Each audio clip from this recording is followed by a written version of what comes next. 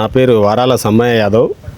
నేను DCM union అధ్యక్షులు, బీపీటీఎం BMS రాష్ట్ర డీసీఎం యూనియన్ అధ్యక్షులు. నేను ముఖ్యంగా విషయం ఏమనగా మా డీసీఎంలకు నో ఎంట్రీ చాలాన్లు బాగా విధిస్తున్నారు పోలీసు వాళ్ళు.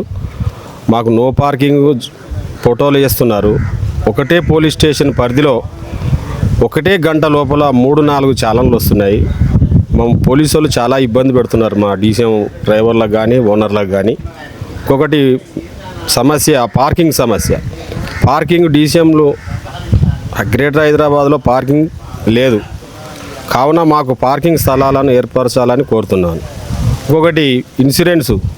ఒక బండికి వచ్చి 50,000 రూపాయలు ఇన్సూరెన్స్ కట్టాలంటే ఓనరు తల మీద భారం అవుతుంది. కావున ఇన్సూరెన్స్ రేట్లు తగ్గించాలి. 15 సంవత్సరాల బండ్లు తీసివేస్తామని గవర్నమెంటు ఆదేశాలు ఇస్తుంది.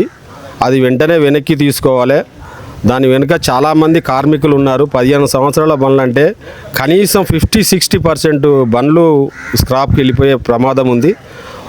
దాని వలన డ్రైవర్లు కానీ కార్మికులు కానీ చాలా జీవనం కోల్పోతారు. కావున ఆ మాటను వెనక్కి తీసుకోవాలి.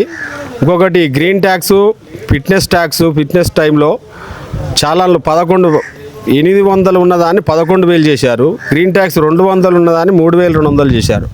ఇవి వెంటనే రేట్లు తగ్గించాలని నా యొక్క విన్నపం.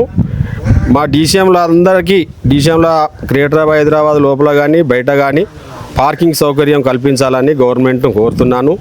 నేషనల్ హైవేల మీద కూడా మా వాహనాలు వెళ్తుంటే షెట్టు లేదని, స్పీడ్ ఎక్కువ పోతున్నాయని దొంగచాటున చెట్ల చాటు కూర్చొని ఫోటోలు కొట్టి 1,000 రూపాయలు ఇంటికి పంపిస్తున్నారు.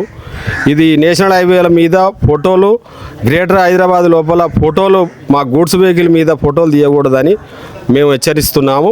రాబో కాలంలో మేము వచ్చే నెల 12-13 తారీఖు రోజు మాకు BMS BPTM all India conference meeting ఉంది.